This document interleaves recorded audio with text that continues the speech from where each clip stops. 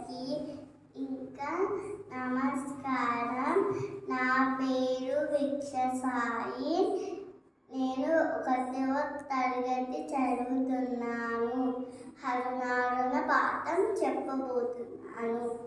హరునారుణ ధ్వజ కిరణాలం